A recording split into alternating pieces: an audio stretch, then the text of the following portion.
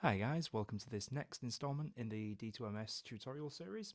And in this particular one we're going to be looking at the Strum Machine and the tap tempo trig, which we haven't looked at so far.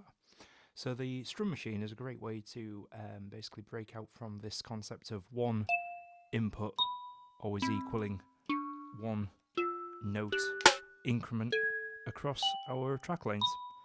So the Strum Machine basically is almost like a mini arpeggiator. If we go to our input 3 layer 1, which was our basic machine at the moment, if we use our two little buttons here to scroll across until we reach strum, then you will now see when I hit it once. Just going to reset that from step 1.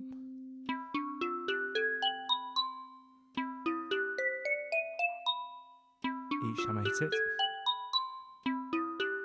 it's basically automatically running through in like kind of a manual, semi-manual arpeggiation. And the tempo of that is dictated by a few things. So D2MS has its own internal clock that's running at all times. If you ever want to set that off the grid, the quickest way to do that is on the notes context. In the bottom right hand corner here, you've got a little button. Now if you've got the official Norns grid, this will be flashing in time constantly.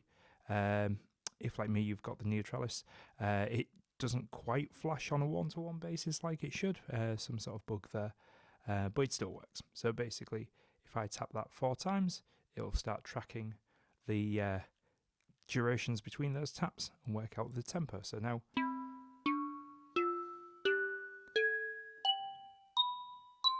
if I do that faster,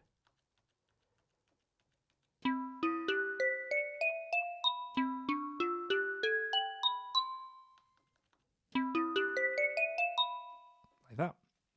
So the other way we can get this trig to sort of reset the tempo is to actually use a trig type. So I'm going to use my input 4, which is my floor tom here, and again using our left and right trig picker, we basically move all the way across to the right and eventually we find tap tempo.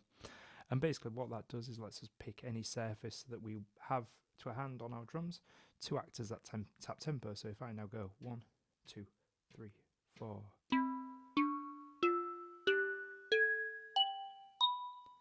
and if I double that, 1, 2, 3, 4.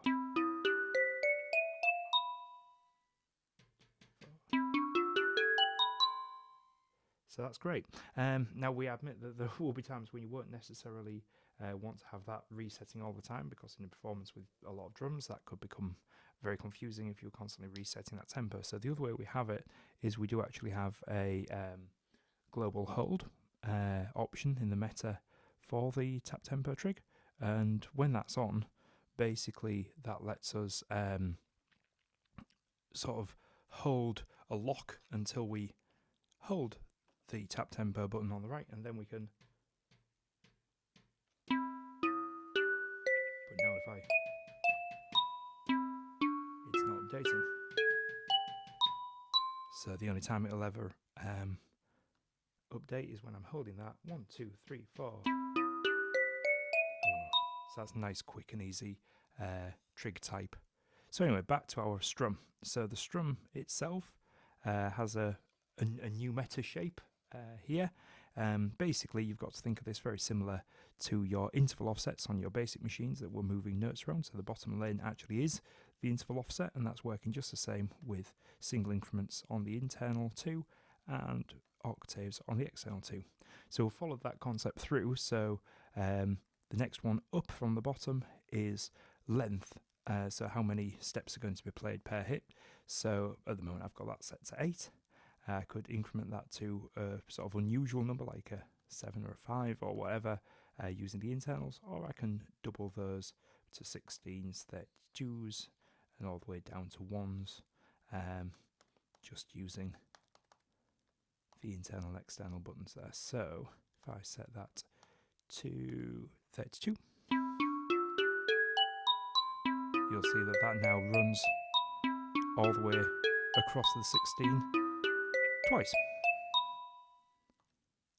Great. And up at the top there, you have basically a division, which is setting sort of the relationship between the native bass tempo and how quickly that's been played. So if you're wanting your tap tempo to equal the notes, then quarter notes would make sense because you're tapping it 4 times. However, if you want to double that, just use the outsides to go up to 8ths, 16ths, and so on. You can go quite slow actually, which can be interesting, particularly when using things like bass notes and things. You can almost like have sort of a sequenced part of your track, and you can move those whilst the harp is playing, and it will speed up at the next juncture. So yeah, so we have some other options kind of going around the grid up at the top of the meta here. So the first one is CC match. So when that's on, what that means is basically if we have the CC send on, which we do, if we move over to the CC context and I drop myself a cut-off frequency CC,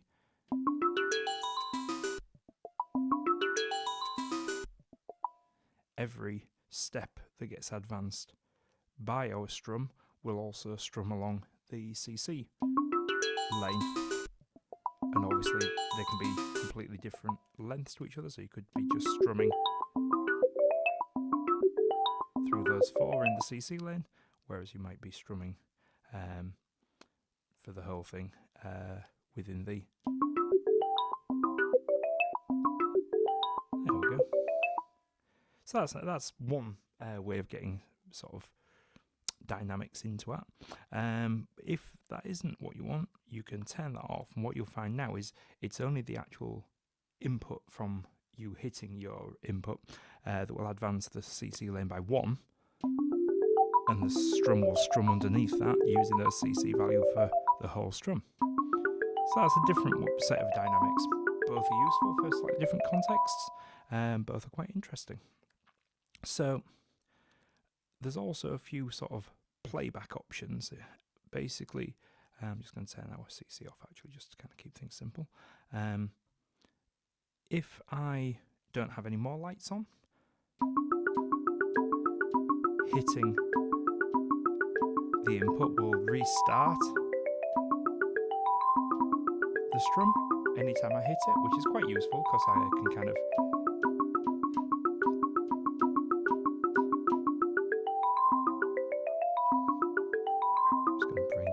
steps in there down to 8 just so it doesn't last as long. That's quite useful just for sort of being able to re-trigger on the fly. However, if you don't want that, there's 2 other options. So continue basically lets you send those off one at a time, and if that's not what you want, the other option is block, which basically stops you from being able to, it lets me play underneath it as many times as I want. So yeah, I'm gonna have to go, but that's everything we need. Okay, thanks, bye bye.